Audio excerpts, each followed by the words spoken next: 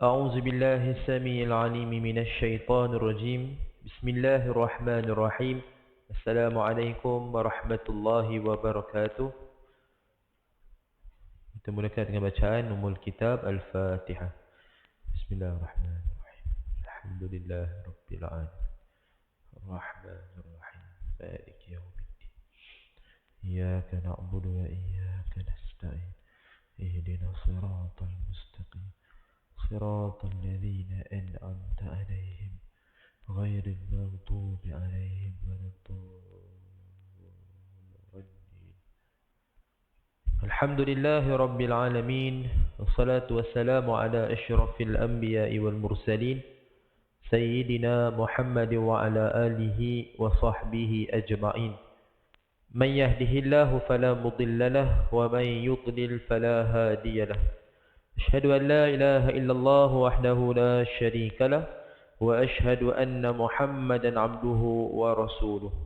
اللهم صل على محمد وعلى آل محمد كما صليت على إبراهيم وعلى آل إبراهيم وبارك على محمد وعلى آل محمد كما باركت على إبراهيم وعلى آل إبراهيم في العالمين إنك حميد مجيد.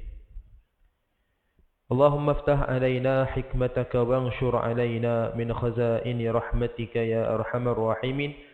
رب اشرح لنا صدورنا ويسر لنا أمورنا واحلل عقدة من ألسنتنا يفقه أقوالنا. اللهم فقهنا في الدين وعلمنا التأويل. اللهم ارزقنا فهم النبيين وحفظ المرسلين وإلهام الملائكة المقربين يا فتاح يا عليم. افتح قلوبنا فتوح العارفين. سبحانك لا علم لنا إلا ما علمتنا إنك أنت العليم الحكيم. لا حول ولا قوة إلا بالله. يا الله يا رحمن الرحيم. Kurniakanlah kepada kami kefahaman dalam menuntut ilmu pada malam ini ya Allah. Permudahkanlah segala urusan kami, terimalah segala amal ibadah kami.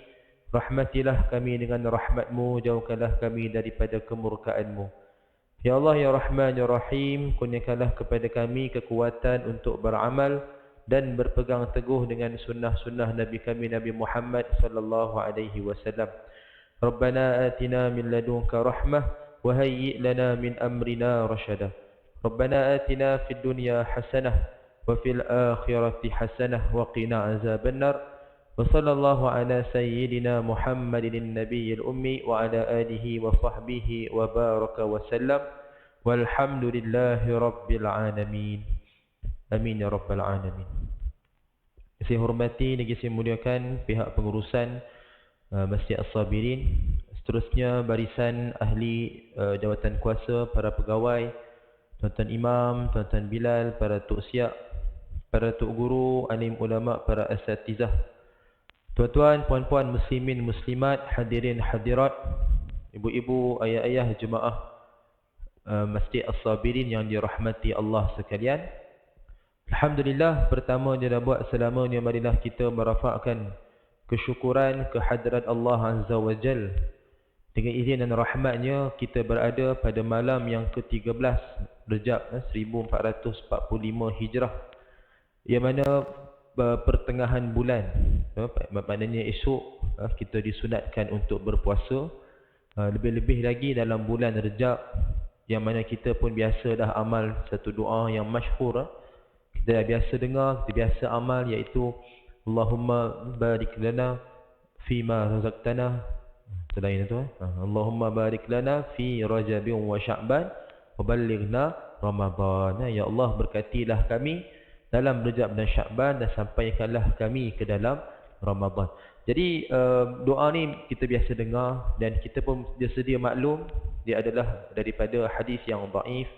Maknanya kita cuma amalkan sekadar fadilat, bahkan dia adalah satu doa. Jadi doa ni ada keluasan. Tuan-tuan, kita tak tengok hadis pun tak apa. Dan sebab apa yang kita nak kita minta. Kan, jadi bila adanya hadis walaupun dia dhaif, jadi sebabkan dia doa, maka tak jadi apa-apa masalah. Kita amalkanlah bersungguh-sungguh. Jadi antara yang lain juga yang kita patut buat dalam bulan Rejab khususnya lah, iaitu kita bersiap sedia kan untuk menghadapi Ramadan. Dengan kita melazimkan diri kita semangat untuk kita beramal soleh. Persiapan, terutamanya dengan berpuasa. Jadi dia bukanlah puasa sepanjang Rejab. Dia sebenarnya dia memperbanyakkan puasa. Macam bulan Syakban pun sama. Bulan Syakban ni kita perbanyakkan puasa. Seperti mana dalam hadis ketika Nabi SAW pernah ditanya kan tentang bila mana sahabat bertanya dengan Nabi yang mana mereka melihat Nabi memperbanyakkan puasa. Yang memperbanyakkan puasa ni selepas Ramadan adalah pada bulan Syakban. Jadi bukan maksud dia semua, dia memperbanyakkan. So kita boleh faham kat situ apa? Kita puasa lah Isnin Khamis, pertengahan bulan, selang-seli. Jadi dia banyak sikit. Dia semangat lah, kata semangat nak hadapi Ramadan. Yang full penuh ni Ramadan sahaja sebenarnya. Jadi yang kita amalkan bersungguh-sungguh, maknanya perbanyakkanlah puasa. Jadi termasuklah Rejab ni. Dia bukanlah kata sepanjang sepenuh Rejab. Cuma kita amalkan, maknanya perbanyakkan. Selang-seli kita adakan juga puasa pada pertengahan bulan. Macam esok lah. Walaupun dia kena pada hari cuti kan. Dia bukanlah puasa sebab tak pusam pula. Dia bukan macam tu lah. Walaupun kena pada hari cuti. Tuan-tuan tak payah cerita dengan orang-orang yang beragama Hindu. Kalau tuan cerita dengan mereka, kita kata kita puasa esok kan. Saya puasa dah hari ni. Dia pun tanya, mu sambut Taipusam juga ke? Kan? Jadi takut jadi fitnah lah tu. Dia tak payah cerita pun. Jadi kita tahulah kita puasa sebab apa. Kan pertengahan bulan. Jadi mereka tu buat mereka punya ritual. Jadi kita amalkan apa yang kita punya amal soleh. Jadi tuan-tuan sama-sama kita cuba rebut. Tak mampu 3 hari berturut, buatlah mungkin sehari 2. Kan yang penting kita cuba amal, cuba kita buat. Jadi bagi yang boleh, bolehlah berniat puasa dah malam ni. Bagi yang mungkin tak boleh, ada keuzuran, boleh dah niat juga. Niat apa? Niat berbuka nanti. Kan maknanya tak puasa lah kan, makan terus. Jadi yang penting kita cubalah amal. Bagi yang boleh tu kita cuba buat. Jadi tuan-tuan dan puan-puan yang dirahmati Allah sekalian, kita sambung perbincangan menerusi kitab 100 Sunnah Rasulullah sallallahu alaihi wasallam, yang mana kita berada pada bab yang ke-14, membicarakan tentang makan. Jadi kita masuk ni bab barulah. Sebelum kita bincang tentang tidur kan, tidur je kan. Ni kita masuk makan pula. Jadi kita bincang tentang makan. Qala al-muallifah rahimahallahu ta'ala wa nafa'ana bi ulumiha fi darain insyaallah amin. Pada sunnah yang ke-68, iaitu tajuk dia jangan mencela makanan. Jangan mencela makanan. Baik. Hadis daripada Abu Hurairah radhiyallahu anhu. Beliau berkata, Nabi sallallahu alaihi wasallam, ma'aban Nabiyyu sallallahu alaihi wasallam ta'aman qattu inishtahahu akalahu wa illa tarakah. Atau kama qala. Nabi sallallahu alaihi wasallam tidak pernah mencela makanan walaupun sekali. Jika baginda suka, baginda makan. Jika baginda tidak suka, baginda akan meninggalkannya. Ini hadis yang sahih, muttafaqun alaih, riwayat Al-Bukhari dan Muslim. Jadi ibu-ibu ayah yang dirahmati Allah sekalian, jadi apa yang kita boleh faham daripada hadis yang kita bacakan tadi? Jadi mana ibu-ibu sekalian, kita tahu tentang bab makan, di mana Nabi SAW tidak pernah mencela makanan. Okey, itu poin pertama. Dalam hadis disebutkan Nabi suka, Nabi makan, dan Nabi tak suka, Nabi tinggalkan. Maknanya kalau kita pergi makan, katalah di kedai, warung, makan-makan, kita rasa sedap, makanlah sepuas-puasnya kan. Tak rasa puas, tambah lagi. Sebab apa tak rasa puas? Sebab kawan belanja. Tu seronok tu. Bila orang ajak kita minum kan, bila kawan tu belanja, dia yang dia yang tolong bayarkan untuk kita rasa lapar selalu. Tapi kalau kita nak bayarkan untuk orang lain, entah-entah kita pun tak ajak kawan tu. Kan? Jadi tukar-tukar lah kan. Sekali-sekala mungkin kawan tu ajak, kawan tu belanja. Jadi kita pun balas juga kan, sekali-sekala contohlah. Jadi kita makan, kalau kata sedap tak apa kan. Kalau kata tak sedap kan, lalu kita pun rasa-rasa tak sedap, kita tak suka lah makanan tu, dan kita pun tinggalkan, biar je. Kita biar macam tu kan. Dan bila orang tanya kenapa biar ni, kita pun cakap cerita hadis ni. Nabi suka, Nabi makan. Nabi tak suka, Nabi tinggal. Rosaklah macam tu. Walaupun nampak dari zahir hadis macam betul, Nabi tak suka, Nabi tinggalkan kan. Tapi bukan maksud dia biar macam tu. Itu dah termasuk kategori membazir. Dan Nabi tidak suka langsung sama sekali amalan membazir. Dalam Quran jelas Allah sebut, innal mubazzirina kanu ikhwana syayatin. Kan? Wala tubazzir tabzira. Janganlah membazir kan, janganlah melakukan pembaziran. Innal mubazzirin, sesungguhnya orang-orang yang membazir adalah saudara kepada syaitan. Dan tu kalau kita nampak orang yang bazir, ustaz, nak panggil dia syaitan ke? Dengarlah. Kan kita nak kata sifat macam syaitan. Kan dia kita kena faham, dia ada kiasan kat situ. Kan macam contohlah orang lalu di hadapan orang solat. Lalu maksud dia yang mengganggu orang solat. Dia masuk dalam sutrah. Kita solat, kita ada sejadah kan, ataupun ada garisan saf. Jadi itu kawasan solat.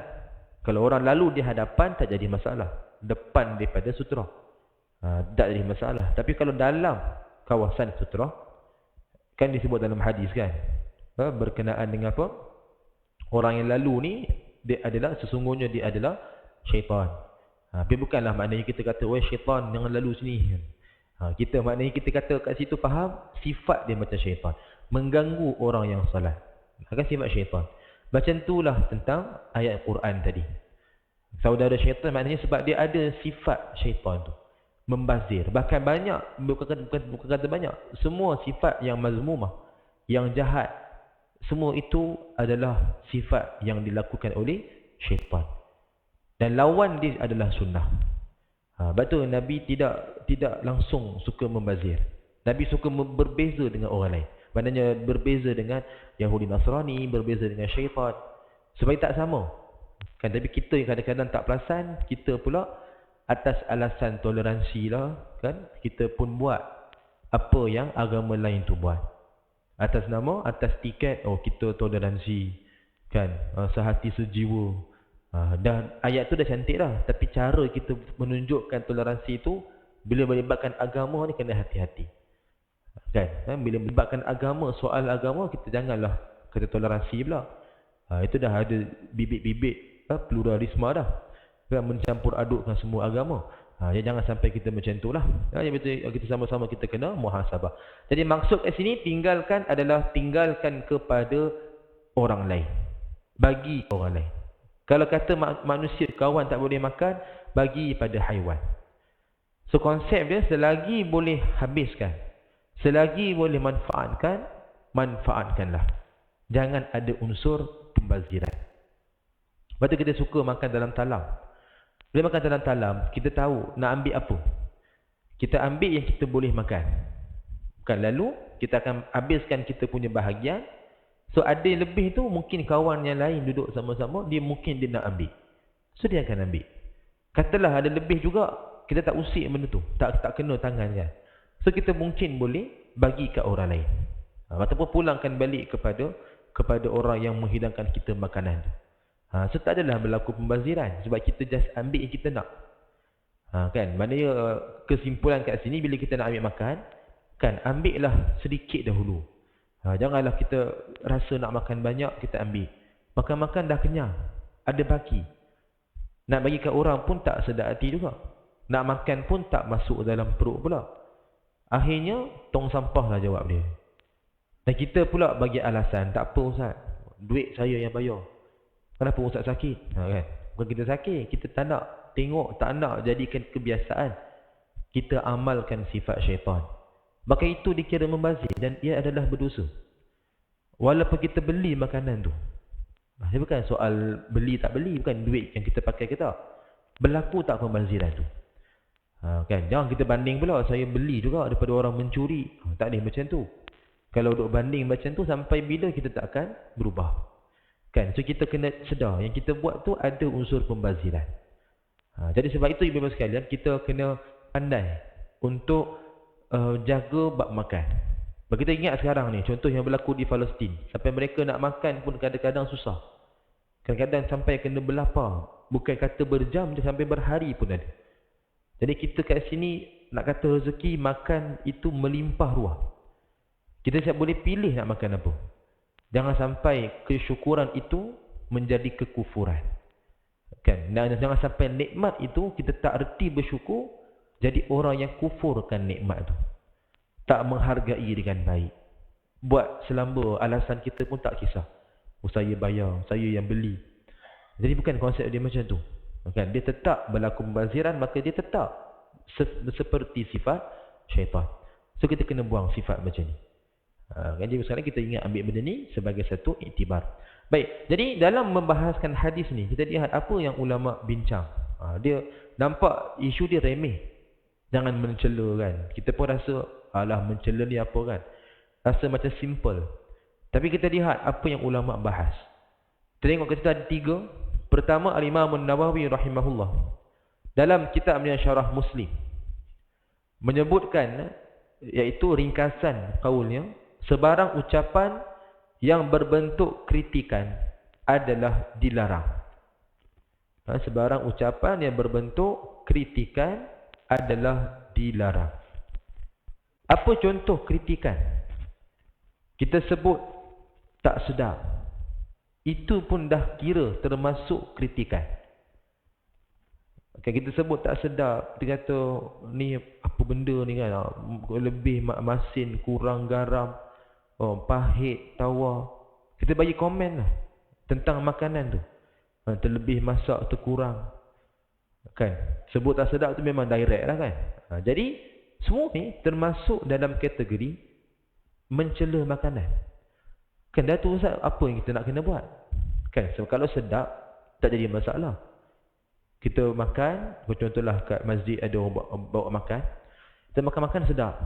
Kita pun makan sedap, kita pun puji, sedap sungguh siapa yang masak ni. Kan, kita tahu dah, kata Haji Ahmad, contohlah kan, bukan nama sebenar lah. Kan, Haji Ahmad, kita pun kata Haji Ahmad sedap betul masak ni. Kan, nak tambah sikit boleh tak? So dia sebab dia puji tu bersebab. Dia puji-puji betul dia minta tambah. Tak ada masalah lah. Kan, Haji sedap sungguh lah ni, nak bawa balik sikit boleh. Itu memang tak malu lah. Kan? Tapi boleh lah kan. Yang penting dia izinkan, bawa lah balik. Kan? Nak sebut, kalau sedap tak apa, kita puji. Kan kita sebut Alhamdulillah, bersyukur, kita puji orang yang masak. Semua tak ada masalah. Semua kebaikan. Semua kebaikan kan. Tapi kalau tak sedap, macam mana kita nak react? Kita nak buat apa?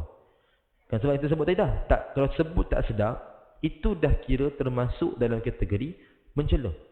Sedangkan Nabi SAW tidak pernah mencela sekali pun. Contoh dalam kisah yang kita biasa dengar. Dalam riwayat Muslim 1945. Yang mana tentang apa? Kisah daging dhab. Kan, yang mana Khalid bin Al-Walid radhiyallahu anhu, salah seorang panglima tentera dan sahabat Nabi, yang mana beliau offer dekat Nabi makan untuk rasa apa? Daging dhab. Dhab ni apa kan? Biawak padang pasir. Kan, jadi apa yang berlaku? Kan, beliau offer dan Nabi tak terima, Nabi tak halang. Nabi tak halang beliau makan. Maknanya makanan tu Nabi tak terima, maknanya Nabi tak suka. Nabi tak halang, maknanya boleh makan. Tapi Nabi tak mencela. Nabi tak sebut ni apa makan biawak ni. Nak jadi biawak man ke? Tak ada. Jadi itu dah termasuk kita bergurau ni pun kita kena hati-hatilah. Sebab bergurau ni pun kadang-kadang ada unsur hinaan yang kita mungkin tak perasan. Kita rasa bergurau kan, tapi dalam gurauan tu ada unsur hinaan. Dan itu trend pada hari ni. Orang sebut je gurau, buat lawak, jenaka kan. Tapi boleh kata kebanyakan lawak yang orang buat hari ni punya trend lah kan. Lawak yang ada unsur hinaan. Dia menghina agama lain. Kan, itu jadi lawak. Kita rasa normal pada hari ini. Kan, tapi bila didengari oleh orang yang beragama lain, maka pasti akan menyebabkan perpecahan. Satu lagi, dia akan balas kita balik. Kita rasa seronok lah kita sebut macam tu, kita hina mereka macam tu, kita jadikan lawak. Cuba mereka balaskan kita balik. Kan menyebabkan kita sendiri menyebabkan agama kita dipermainkan. Betul, kita tak boleh main sentimen macam tu. Bahkan dalam Islam pun tidak membenarkan macam tu. Kita ingat konsep lakum dinukum waliyadin. Kan? Jadi itu kaedah. Tapi kadang orang tak faham sentimen ni. Kerana dia menjadikan bahan jenaka. Dia ejek mengejek. Hina fizikal orang. Hina kedudukan seseorang. Jadikan lawak orang gelak. Ni trend pada hari ni. Kalau ibu perasan lah kan. Kadang-kadang lawak-lawak yang ditunjuk dalam media sosial pun lebih kurang sama. Kan jenis yang trolling kan. Troll ni apa kan. Nah, orang suka, orang happy kan. Tapi sebenarnya semua membawa kepada unsur hinaan. Kerana kita tak perasan, kita pun buat kadang-kadang. Kan waliyazubillahi min zalik. Tu kena hati-hati. Termasuk bab makanan. Jangan sampai kita hina makanan. Kalau kita nampak bentuk macam tak betul. Kan? Contoh je. Katalah kita buat cokodok kan. Kerana budak-budak sebut tu kita faham. Dia jenis yang main-main. Kalau kita sendiri sebut, itu tak bagus lah. Buat cokodok kita kata, ni apa bentuk macam melabur saham kat tandas. Contohlah kan. So itu dah kira mencela makanan. Kita tak nak, tak apa. Jangan sampai kita nak kononnya nak buat lawak. Akhirnya kita menghina makanan tu. Rezeki tu. Kan, jadi tak boleh cakap macam tu. Tapi kadang-kadang orang, kita tak fikir benda tu. Kita rasa, alah gurau je. Gurau tu kena hati-hati. Jangan ada unsur penipuan. Jangan ada unsur penghinaan. Benda ni semua membawa kepada kejahatan. Sebab apa? Bila ada unsur penghinaan, kita normalisasikan hina tu melalui gurau. Ada unsur penipuan. Ada orang main tu kan, buat terus apa? Orang kenakan, orang panggil apa istilah tu? Dia dikenakan seseorang, kan? Rupanya adalah dia maknanya dia buat penipuan lah. Kan? Ada istilah saya tak ingat apa istilah orang panggil tu kan. Jadi bila prank, prank. Bila dia buat benda tu, kan, dia kononnya nak bergurau. Akhirnya rupanya dia menipu lah. Kan, dikenakan orang. Kan, jadi kat situ kita normalisasikan penipuan dengan alasan gurau. Kan, nampak? Dia sebab itu Islam tak membenarkan begitu. Bab matlamat tak menghalalkan cara. Okay, kita kata nak bergurau tapi kita buat cara yang salah. Menipu, menghina. Ini semua tidak disetujui dalam Islam. Betul, termasuk bab makanan. Jangan kita rasa gurau, happy-happy, tak. Dia masuk penghinaan. Betul, kena hati-hati bila kita bercakap, kan kita kena fikir betul-betul. Adakah ia termasuk kategori hina, termasuk kategori lucah? Kadang-kadang kita kena hati-hati. Kita rasa bergurau tapi tak kena sebenarnya. Dan sebenarnya sebab mulut kita lah menambahkan lagi dosa kita sebenarnya. Waliyazubillahi min zalik. Jadi masalah jadi bila orang kita tak sedar ataupun kita rasa normal. Kalau kita sedar, kita akan istighfar. Tapi kalau kita tak sedar, kita rasa normal, kita tak akan rasa bersalah. Jadi itu yang paling bahaya sebenarnya. Bila kita buat, kita tak tahu tu salah. Kan, sebenarnya kita dah tahu. Tapi kita cuma tak perasan, rupanya salah. Kita dah biasa, dah sebati melakukan kejahatan tersebut. Jadi bab hina makanan pun sama. Dan tu apa solusinya? Kalau sebut tak sedap pun tak boleh. Kan, apa solusinya? Kita bayangkan, kita makan, orang kawan jemput ke rumah, bagi rasa makanan kan. Rasa-rasa tak sedap ni. Kan kawan tu pun tanya, macam mana rasa makanan? Kita pun sebut, jangan sebut inna lillah. Tu dah tahu dah tak sedap apa. Kita pun sebutlah alhamdulillah. Alhamdulillah cukup lah. Dia kalau sedap, kita pujilah sungguh-sungguh kan. Dia kalau tak sedap, sekadar sebut alhamdulillah. Okey, dah. Jadi itu menunjukkan makanan tu kita tak suka sangat. Kan, tak suka sangat. Dan kita bagi jawapan yang kata simple, kan, ringkas. So maknanya kat situ ada petanda. Mungkin kita tak berapa berkenan. Sebab dia kan beza kalau orang yang suka, dia akan betul-betul, dia akan puji sungguh-sungguh, dia akan tambah. Tapi kalau bila orang makan, bila orang tanya, dia kata alhamdulillah, okey. Alhamdulillah. Dia macam tu je kan, dia cover macam tu. So kita kena faham-faham. Kan, kita pula tuan rumah tanya kan, betul ke ni, sedap ni kan. Kita pun kata tambah lagi. Tetamu bercakap, Tak apalah, alhamdulillah, cukup dah. Itu dah nampak dah petanda tu. Dia tak perlu tanya lebih-lebih lagi. Ni tanya lagi kan, betul ke sedap ni kan? Bawa lah balik. Kita kalau ke tempat tetamu, kita pun sebut, tak apa, alhamdulillah. Tegas sikit tuan-tuan. Sebab kita dah bagi clue dah kan, tak apa, okey, cukup. Dia nak juga suruh kita bawa balik lah, nak juga suruh kita tapau. Tegas sikit. Suara tu tinggi sikit, tak apa, alhamdulillah kan. Jangan kita ambil. Kalau kita ambil, dia jadi serba salah. Kita nak makan tak lalu. Nak bagi ke orang pun kita tak lalu juga. Maknanya tak seronok lah. Sebab kita tak suka. Takkan nak bagi ke orang makanan yang kita tak suka.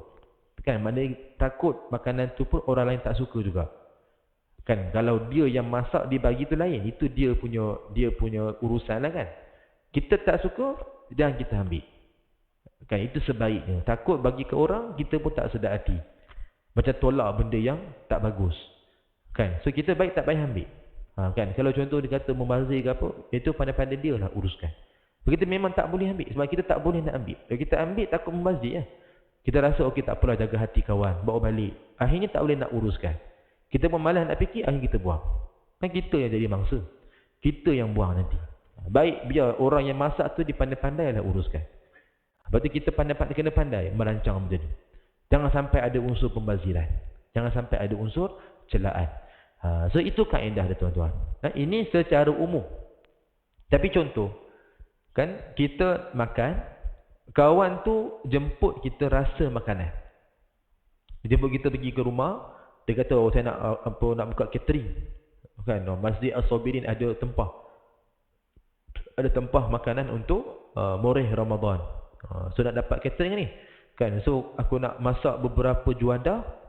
Kan, kau datang rumah kau rasalah. Bagilah kau punya komen. Maknanya feedback. Maknanya maklum balas. Kita pun jawab kat dia, oh, akulah tikus makmal ni. Nak ada rasa makanan kan. Pergilah rumah dia. Dia pun masak dah macam-macam hidangan. Kita pun rasa-rasa kan. Kita pun ditanya oleh kawan tu. Maksud macam mana rasa ni? Ada 10 macam juadah. 10 macam hidangan. Macam mana? Cuba bagi komen. Kita pula baru je belajar sunnah ni. Kita pun semangat lah. Kan? Daripada kiri, makanan terus susun rapi. Kita pun sebut, Alhamdulillah, Alhamdulillah, Alhamdulillah, Alhamdulillah. Kan? Jadi tak kenalah macam tu kan. Orang minta feedback. Minta kita bagi maklum balas secara khusus. Maknanya dia nak tahu apa yang kurang, apa yang lebih untuk dia buat penambah baikan. Ada masalah, ada kepentingan kat situ. Tadi tu dia tanya tu buat syarat. Kita pergi makan, biasa pergi makan, orang tanya buat syarat je. Macam mana rasa kan, apa sedap tak? Itu buat syarat. Mana ada orang nak ambil, oh betul-betul maklum balas, nak hantar ke jabatan ke, mana ada. Kan biasanya tak ada pun. Dia just tanya, betul kita pun makan. Kan biasanya macam tu. Jadi kita nak jagalah adab kat situ. Tak perlulah kita nak kecoh-kecoh. Kalau ia pun nak bagi tahu kan, betul-betul benda yang penting bagi tahu. Memang rosak tu bagi tahulah. Tapi kalau rasa yang berbeza ni, nak bagi tahu juga, bagi tahu dekat orang yang masak. Secara personal. Jangan cakap dengan depan orang. Cakap depan orang ramai, kan nanti menyebabkan orang akan jadi serba salah. Kita kata, kita makan dengan kawan-kawan ni, 10 orang kan. Makan di jamuan, katalah ada kenduri. Kita kata tak sedap ni makanan ni, nasi hujan panas tak sedap ni. Kan, kawan-kawan lain pun dia tak rasa lagi. Tapi akhirnya jadi apa? Jadi tak beranilah. Ataupun dia mungkin makan pun dia dah mindset tak sedap. Kan akhirnya kita menyebabkan orang berubah dia punya fikiran. Hari kalau rosak tak apa, itu masalah. Kena bagi tahu rosak, basi, itu bagi tahulah. Tapi ni rasa tu orang berbeza. Kita tak patut cakap depan-depan ramai, oh tak sedap. Itu tak berapa beradab. Sebab mungkin ada orang dia suka. Ada orang dia tak suka. Macam kita tak suka, tak apa. Jangan sampai kita cakap, orang lain pun tak suka. Kan mengganggu dah. Kan kesiannya orang yang menjemput kita. Dia nak kena habiskan makanan. Kita pula duk cakap tak sedap, tak sedap. Kecoh satu kawasan tu kan. Semua orang dengar. Jadi orang yang makan pun rasa macam serba salah dah. Tak sesuai. Berarti kita nak bagi tahu personal. Bagi tahu dekat orang yang masak tu ataupun mungkin caterer tu. Dia bagi tahu, dia bagi saya kan yang ayam masak merah ni rasa macam pahit dah. Cuba rasa, cuba cek. Kita bagi tahu baik-baik. Personal. Jangan cakap dengan depan ramai. Nanti menyebabkan gangguan daripada makanan tu. Kan? Jadi tak sesuai. So kita bagi tahu personal. Ini kalau ada keperluan. Sama macam tadi tu. Kawan jemput kita nak rasa makanan. Dia nak feedback. So kita bagi tahu, fokus pada point. Jangan cerita merapu. Oh, ayam ni kan busuk lah. Jangan bercakap macam tu. Kita tak ada point. Tak ada apa-apa yang kita boleh nak faham. Kita sebut busuk. Jadi apa masalah dia? Kita pun tak nampak. Kalau kita sebut kurang garam, lebih pedas, kurang masin, lebih manis, orang boleh faham. Mana ada something kena ubah, kena tambah balik kan, kena kurangkan. Tapi kalau sebut bau dia tak sedap, kan kita kata ayam ni ayam ni lembik contoh kan. Jadi benda-benda yang tak berkaitan tu jangan sebut. Ni macam kata busuk lah, betul kita kata ni kalau bagi kucing boleh mati. Jangan ada sebut macam tu. Kan ni kalau bagi dekat ayam tercekik boleh mati. Tak payahlah, itu dia tak kena mengena. Kan dia membawa kepada kita sebenarnya menghina makanan. Ni kalau kita bagi tahu fokus pada point, itu pun kalau bersebab tak apa. Ni kita kena cuba pandai amal. So kita fikir tu, kita cakap tu kita fikir. Apa tujuan kita cakap? Kalau tujuan kita nak bagi tahu baik-baik supaya kawan tu perbetulkan masakan dia, silakan. Tapi kalau kita bagi tahu tu cuma niat nak memperlekeh makanan, hina makanan, itu tak patut. Itu bukan sunnah. Kan? Jadi itu yang kedua. Dan kalau yang ketiga, situasi kita pergi makan, beli makanan, kita order lain sampai yang lain. Kan kita order katalah nasi goreng lebih pedas, kurang masin. Kawan tu hantar lebih masin, kurang pedas. Dia pun dah pening kepala. Kan? Jadi kita dah rasa ni. Kita dah rasa dan kita tahu ini bukan yang aku order tadi. Aku order lain tadi, aku dah bagi tahu. Jadi dia hantar lain. So kita bukan nak kata hina makanan. Jumpa balik dengan orang yang masak ke, owner kedai, kita bagi tahu. Tadi saya order lain sampai yang lain. So saya tak nak yang ni, saya nak apa yang saya order. Itu adanya jual beli. Urusan jual beli. So kita ada hak pelanggan sebagai orang yang membayar. Kita ada hak untuk menuntut sebab kita minta lain, dapat yang lain. So kita ada hak cakap balik dengan dia. So makanan lebih macam mana? Pandai-pandai dia lah. Pandai-pandailah kedai tu ke atau orang yang masak tu ke, selesai kan. Tapi kalau kita orang yang kuat sikit tasawuf tu, kita redha je lah. Kalau kita jenis yang kuat boleh redha makan je lah, terima. Tapi kalau kita jenis yang memang lebih kepada fiqh, main hukum, pergi tanya. Tak jadi masalah. Dua-dua diterima. Yang tak bagus, kita hina makanan. Cakap belakang. Itu tak bagus. Kita duk hina, kita duk pelekeh ni apa, kita order lain. Kita cakap dengan orang lain. Kita duk kecoh, saya butuh order lain, dapat yang lain. Bila kadang-kadang manusia boleh jadi salah kan. Kita berkata sama juga. Lupa, salah. Itu tak patut kita cakap belakang. Kan? Dia orang sepatutnya cakap dengan orang yang buat tu. Pergilah komplain. Dia kena dua lah. Sama ada kita terima, redha, ataupun tuntut balik hak. Itu baru betul. Itu baru ikut kepada syariat. Tapi kita tak buat dua-dua. Kita buat yang lain. Tak cakap dengan orang yang buat salah tu. Kita cakap dengan orang lain. Cakap dengan kawan. Duk mengadu domba. Kita mempelekeh. Kita mengata buruk. Kan? Betul kita menghina makanan pula. Itu yang tak bagus. Tapi itulah orang suka buat. Kan kita perasan tak benda tu kan? Itu yang kita suka buat sebenarnya. Jadi kita kena muhasabah. Jangan ada sikap macam ni. Kan dia kena pilih lah. Sama ada nak redha, terima apa yang kita dapat, ataupun tuntut balik. Dua-dua boleh. Tak jadi masalah. Kalau kita redha, jenis orang kuat sikit, dia punya tasawuf, dia redha. Dapatlah apa pun tak apalah, nilai rezeki aku makan. Tapi kalau kita rasa jenis yang nak lebih kepada fiqh, tanya, tuntut balik. Tak jadi masalah. Ni saya share sikit tuan-tuan apa yang pernah berlaku lah. Sekadar kita ambil intibar. Saya sendiri pun pernah sekali tu, kita order makanan untuk anak buah. Masih kecil lagi lah kan. Waktu tu dia darjah 2. Kita orderlah makanan, kita bagi tahu kita cuma nak mayonis, tak nak sos. Dia tak suka pedas lah kan. Kita dah bagi tahu dan saya dah ulang 2 kali dah. Dah tegaskan. Tegaskan maknanya nak bagi tahu ini untuk budak. So, tak nak sos, nak mayonis saja. Kita dah ulang 2 kali. So kita dah yakin, maknanya kita yakin dah bagi tahu, so dia faham. Kita pun duduk kan, dia pun hantarlah dia apa sejenis roti kan. Hantar roti, kita pun buka, tengok ada sos. Kita mau cakap dengan dia yang masak. Cakap dengan dia kan, tadi saya minta tadi yang tak nak sos. Sebab ni untuk budak. Dia tak makan sos. Dia tak boleh makan kan, pedas. Jadi kita kata, oh saya nak yang biasalah. Saya nak yang saya order. Sebab ni untuk budak, saya tak apa, saya adjust je lah kan. Tapi ini untuk budak, dia tak makan. Jadi saya cakap macam tu. Yang orang yang masak pun dia cakap apa? Kan tak apa tu sikit je. Kita buka penuh merah. Apa sikitnya kan? Penuh merah. Jadi memang dia tak boleh makan tu. So kita pun nak angkat tu, nak pergi jumpa owner terus lah. Bukan nak kata gaduh. Nak bagi tahu, kita dah cakap lain, dia hantar lain. So kita bukan tak nak adjust ke apa, sebab budak tak makan. Dan kita pun dah order lain untuk kita. Jadi kita pun nak jumpa dengan owner. Dan nak kata kebetulan waktu tu abang ipar, dia tak apalah, dia nak makan. Diorang nak makan tak apa, kita pun tak naklah kata sampai gaduh ke apa kan. Kita pun tak apalah, orderlah baru untuk anak buah. Yang tadi tu bagi abang ipar makan. Walaupun dia dah ada, tapi dia kata tak apa, dia nak makan. Okay, kita pun lepaskanlah. Kan tak adalah nak pergi tuntut ke apa. Tapi nak kata nak tuntut boleh, sebab kita ada hak. Kan jangan kita fikir takut membazir, takut kita memperlekeh makanan, tak. Ini soal jual beli. Ini dah masuk bab kita sebagai pelanggan. Kita ada hak. Salah tu pada mereka. Jadi mereka pandai-pandailah selesaikan. Kan? Tapi kalau kita yang boleh adjust, kita adjust lah. Macam saya dalam situasi tu, kita tak nak adjust. Kan budak tak makan. Dan kita nak ni pun susah. Kita nak selesaikan pun susah. Dan kita pun dah ada. Kan nak makan lagi semata-mata tu. So saya nak tuntut. Tapi tak apalah, abang ipar kata nak makan, kita bagi dia. So macam itulah nak sekadar nak sebut tuan-tuan, kita kena fahami kaedah tu. Kan? So tak nak memperlekeh makanan, tak nak kita kata, tak nak hina makanan.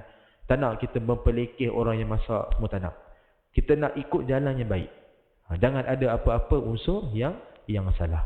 Ini contohlah. So ini tentang yang pertama, apa-apa ucapan yang kritikan tak sedap pun dikira sebagai termasuk dalam kategori mencela. Jadi kalau tak sedap, sebut je lah alhamdulillah. Itu kesimpulan. Seboleh-boleh elakkan sebut perkataan tak sedap. Sebab ia dah masuk seolah-olah kita tidak bersyukur dengan apa yang Allah telah anugerahkan. Itu kena ingat, ada orang sampai tak dapat makan. Kan? So kita dah dapat, jangan sampai kita pula duk mempertikai, sampai tak bersyukurlah dengan apa yang Allah berikan. So itu dia punya kesimpulan. Yang kedua, Imam Ibnu Hajar ada sebut dalam Fathul Bari, Nabi SAW tidak pernah mencela makanan yang mubah. Mubah ni harus. Bukan rubah, mubah. Dan sedangkan makanan yang haram dicela dan dilarang. Dia beza. Kalau makanan yang mubah, yang harus kita makan, maknanya tak ada masalah boleh makan, memang tidaklah kita tak mencela. Nabi tak pernah mencela. Makanan yang haram wajib cela. Mesti kena bagi tahu. Ni kita pergi contohlah majlis kawan kita yang bukan Islam. Kita pun dah siap-siap declare dah. Bukan tak ada apa-apa kan benda yang negatif kan. Kita tak boleh. Dia pun kawan tu dah bagi tahu.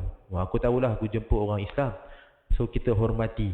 Tak adalah meja tu tak ada unsur-unsur yang tak dibenarkan. Tapi katalah masa tu nak kata berlaku, dia tersilap meja kan, mungkin datanglah satu hidangan kan, makanannya warna pink-pink sikit, contoh kan, daging khinzir lah contoh, minumannya bau pun dah pening dah, contohnya arak. Jangan pula kata tak apa Ustaz, rezeki jangan tolak. Ada macam tu lah.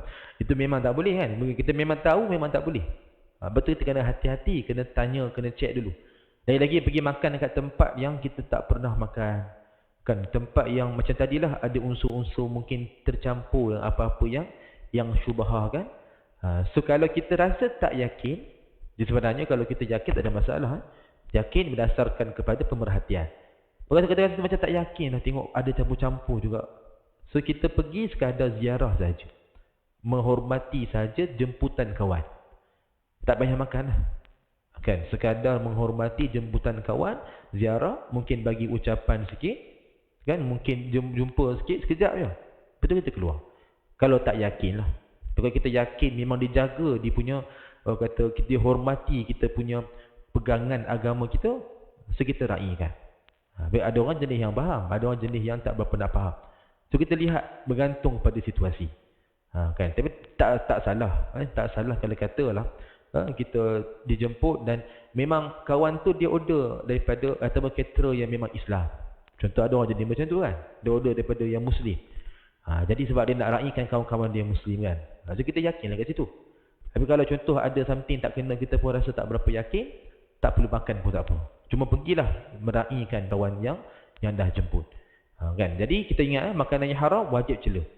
Jangan kata rezeki Ustaz kita makan. Tak boleh lah. Itu tak boleh. Tapi kalau memang tak tahu, tak sedar, tiba-tiba dah makan baru tahu, tu rezeki lah. Lepas tu sebelum makan tu kena check dulu. Jangan kita rasa kita main makan agak-agak aja, rasa dulu kan. Tengok air ni kan, air gelap semacam kan. Air apa ni? Rasa dulu. Rasa dulu, oh ni air arak. Takkan macam tu kan. So kena tanya dululah. Jangan tiba-tiba kita rasa dulu baru nak tahu. Kan? Jadi benda tu bukan main-main. So bila dah kena, kita nak elak pun susah. Takut jadi gian dan sebagainya. Jadi itu yang kedua. Dan yang ketiga, Imam Ibn Battal syarah, boleh jadi makanan yang kita tak suka, orang lain suka. Dan sebaliknya. Ini saya dah sebut tadi. Kita cakap tak sedap depan ramai. Kita tak sedap lah kan. Mungkin kawan tu sedap. Okay, mungkin kawan tu dah tambah 2 kali, 3 kali dah. Kita tak sedap. Jadi kawan tu pun serba salah. Kan? Kita yang tak betul ke, lidah dia tak betul. Sebab kita tak sedap. Tapi kawan tu bagi dia sedap. So kita kena jaga adab. Kan ada orang dia tak suka makanan jenis macam mungkin pedas, tak suka. Ada orang okey. Jadi kita kata tak sedap kan. Padahal orang lain makan okey. Macam seafood kan. Tak semua orang makan. Sebab itu kita jangan sampai kita menghina. Oh, yang makan sotong ni jadi sotong terus nanti. Janganlah macam tu. Walaupun nampak macam tak apalah gurau kan. Tapi janganlah. Elakkan. Sebab benda itu membawa kepada menghina makanan tu. Jadi kita hormati. Kita mungkin tak makan tak apa. Jangan kita nak memperlekeh orang yang makan. Kita hina, kita berikan perkataan yang tak berapa sesuai tuan-tuan. Baik, kita akan sambung tuan-tuan nanti selepas azan isyak nanti insya-Allah. Kita bincang satu lagi sebagai penutup. Insya-Allah. Wallahu taala a'lam wa ilmuhu wa atam. Bismillahirrahmanirrahim. InsyaAllah kita sambung satu lagi tuan-tuan sebagai penutup untuk malam ni. Jadi masuk pada sunnah yang ke-69. Kita ringkas je dulu. Sekadar kita ambil dia punya kaedah sunnah dia. Jadi tajuk dia menjilat pinggan bekas makanan. Okey, baik. Jadi terus ringkas kepada mafhum hadis. Hadis riwayat Muslim 2034 dan hadis yang sahih ni.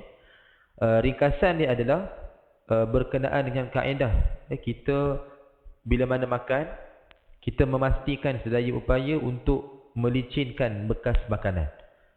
Maknanya dia tak ada apa-apa yang berbaki, tak ada apa-apa yang kita nak buang, kecuali yang memang dimaklumi lah, yang contoh tulang apa memang kita buang lah kan.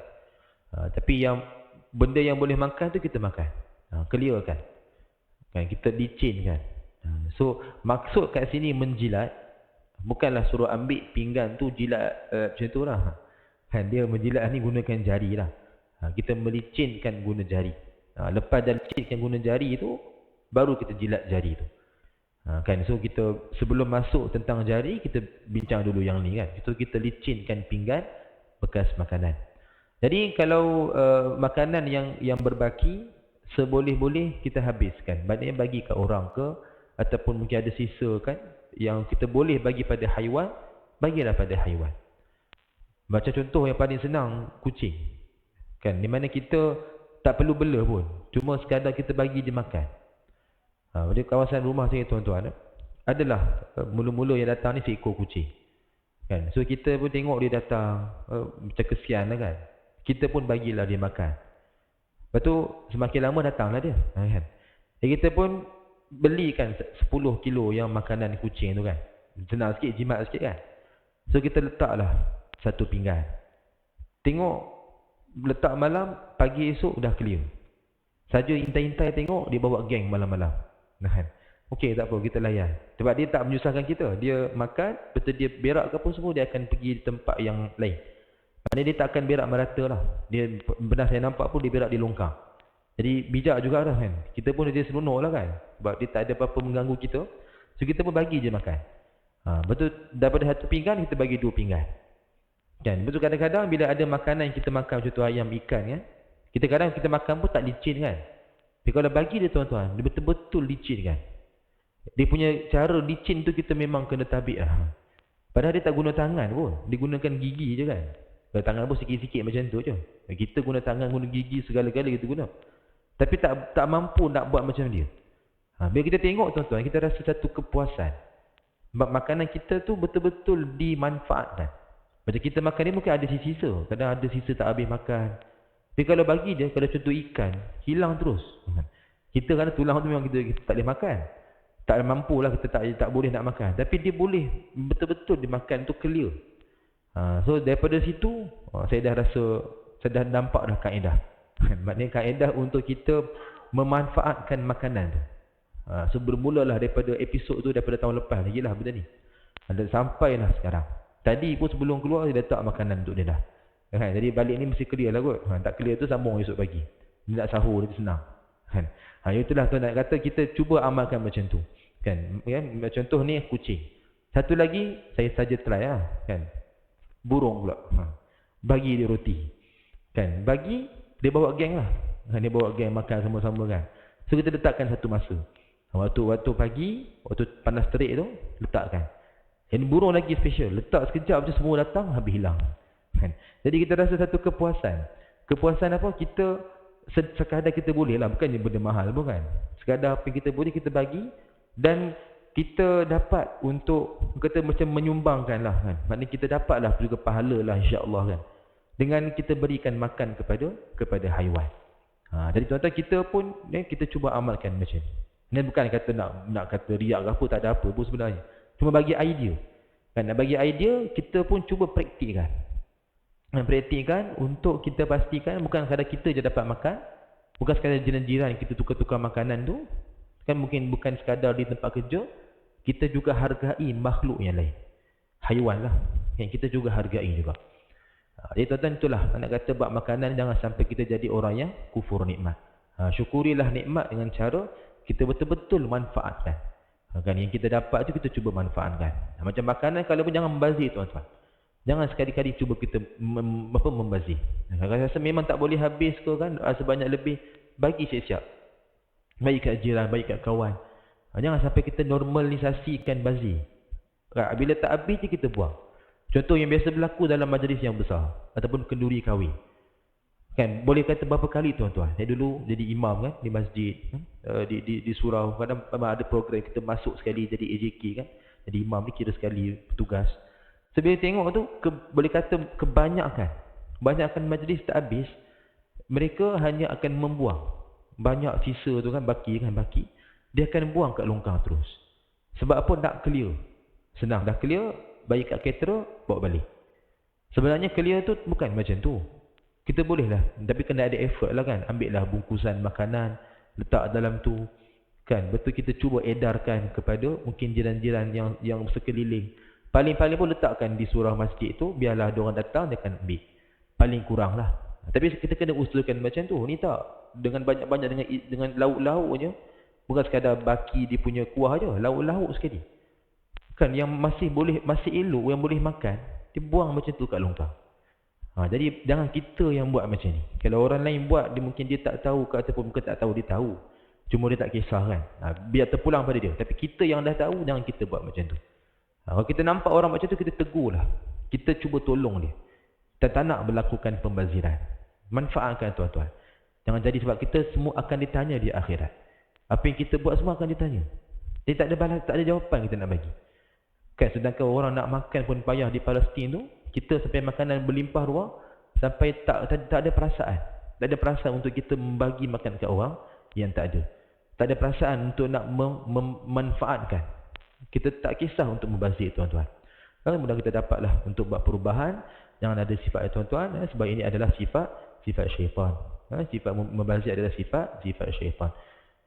والعياذ بالله من ذلك والله تعالى أعلم وعلمه وأتم أعوذ بالله السميع العليم من الشيطان الرجيم بسم الله الرحمن الرحيم الحمد لله رب العالمين والصلاة والسلام على أشرف الأنبياء والمرسلين سيدنا محمد وعلى آله وصحبه أجمعين اللهم إنا نستودعك ما علمتنا فردده إلينا عند حاجتنا إليه ولا تنسينه يا الله يا رب العالمين ربنا آتنا من لدنك رحمة وهيئ لنا من أمرنا رشدا اللهم بارك لنا في رجب وشعبان وبلغنا رمضان اللهم انصر إخواننا المسلمين والمجاهدين والمستضعفين في فلسطين ربنا آتنا في الدنيا حسنة وفي الآخرة حسنة وقنا عذاب النار وصلى الله على سيدنا محمد النبي الأمي وعلى آله وصحبه وبارك وسلم والحمد لله رب العالمين آمين يا رب العالمين قول قولي هذا ونستغفر الله العظيم لي ولكم